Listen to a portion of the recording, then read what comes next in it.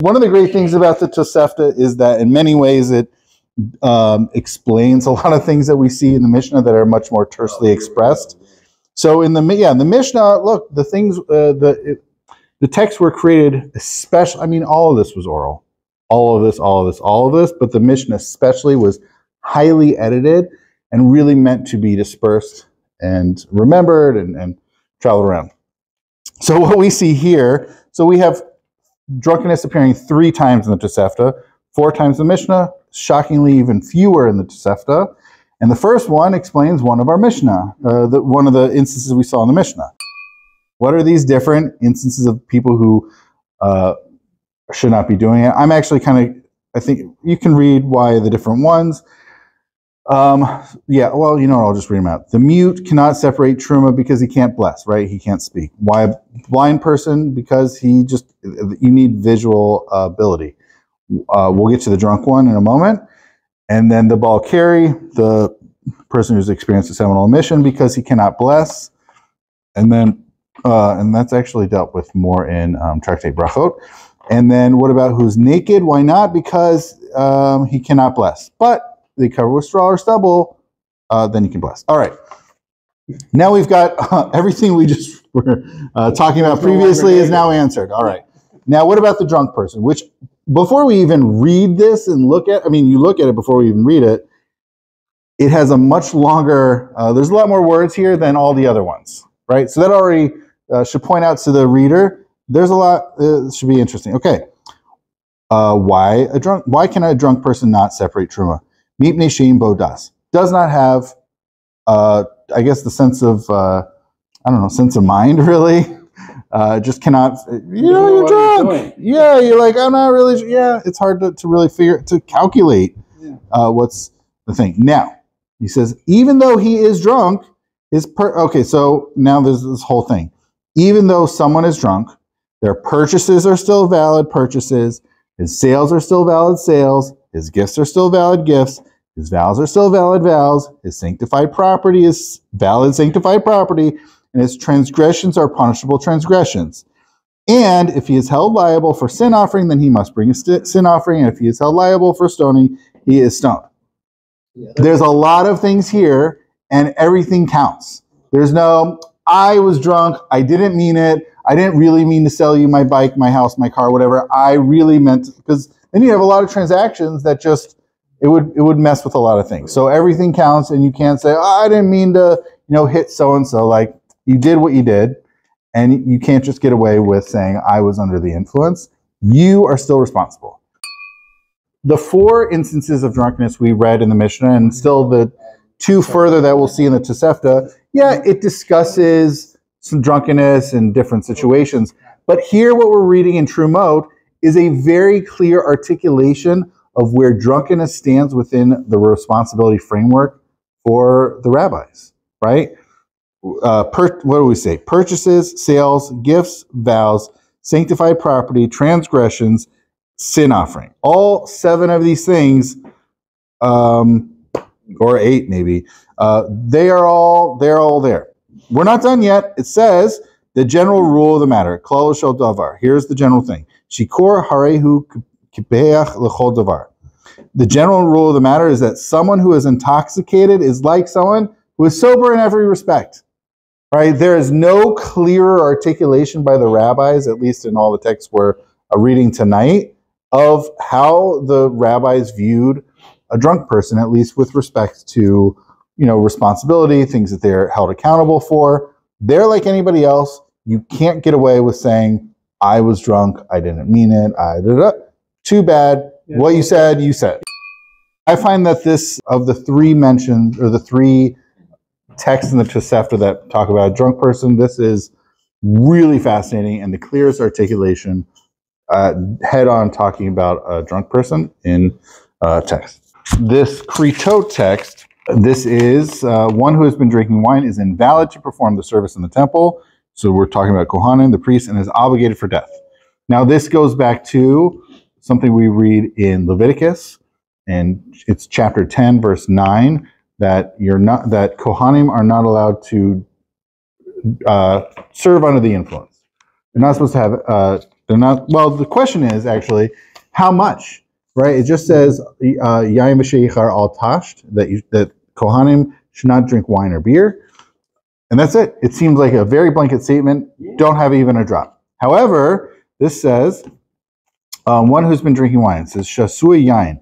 So the rabbis say, what is someone who's been drinking wine? What is this? What do you mean? It says anyone who's drunk a quarter of log. So now they are quantifying it. If you had a quarter log, it says 1.5 eggs worth.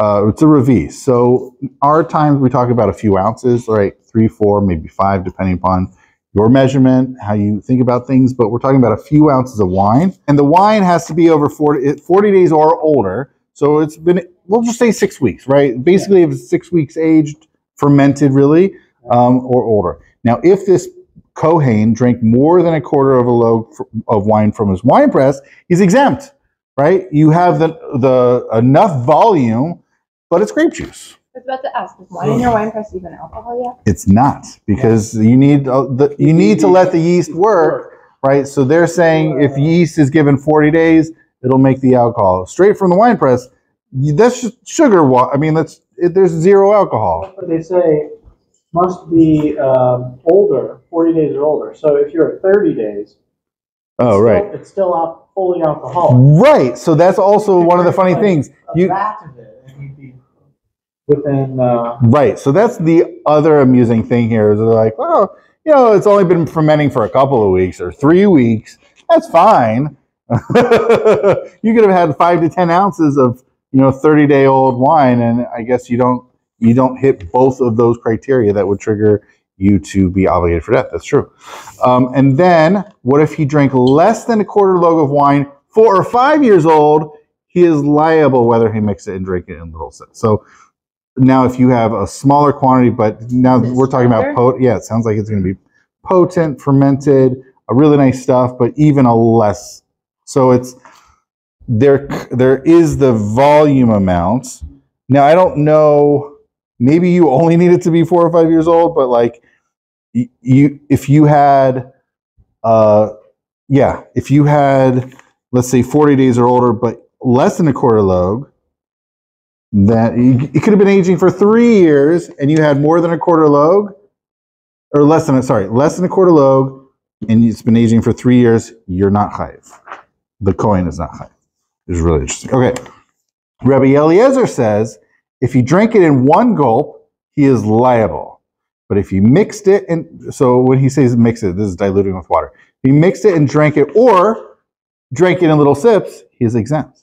So now this is a really fascinating introduction. Now, Rabbi Eliezer, I'm going to share with you something, which is that one thing he is very consistent about, and it's also in the Mishnah, he says that you need to be able to say the blessing on wine is borei pri hagafen. It needs to be diluted.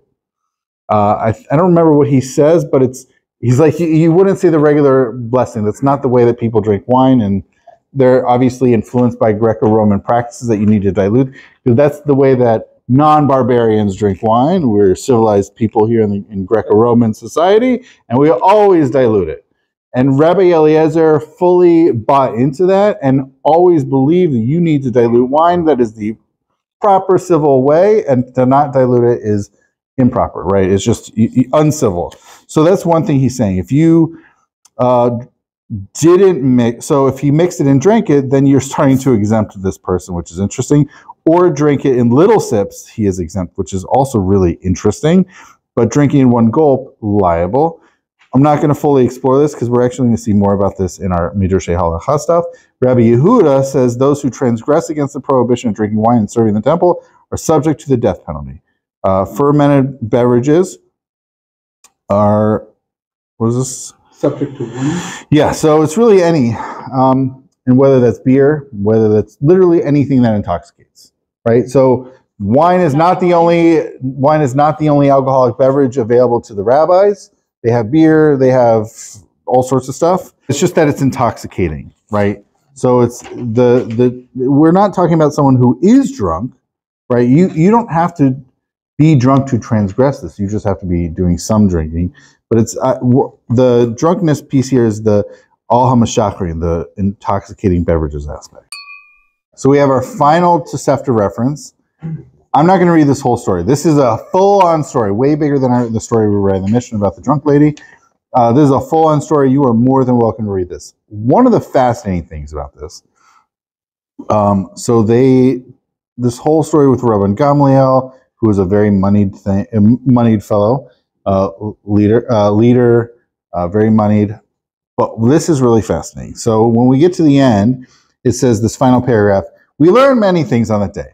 We learned that a quarter log of wine intoxicates, that walking dissipates the effect of wine, and one who is drunk wine should not. Quarter log of wine intoxicates is really what I want to highlight here, which is really fascinating because this is something that the rabbis are saying about this story, that it's not even clear that is what was taking place, but that is something that the rabbis are taking from this. Although it's not entirely clear that this means he was drunk off of a few ounces of wine, but probably that maybe you get a buzz, maybe you're not super duper clear thinking anymore, but maybe you're on the path to drunkenness. When we think about these three texts in the Tosefta when it comes to drunkenness, we see the thing in Kritot that the thing about drunkenness is about intoxicating beverages, not necessarily a drunk person. The final text here from Pesachim, not really clear. It seems to be an inference off of a story that a few ounces of wine intoxicates, but the huge, perhaps one of the most significant things about anything that we're going to read this evening is from this Trumot one, that no matter what, a drunk person is still considered like a normal, sober person in terms of their responsibilities to everything and anything. So, and also, we also got out of the Mishnah and Truma of why a drunk person should not do it, which is like the calculation of the Truma is not going to be so exacting.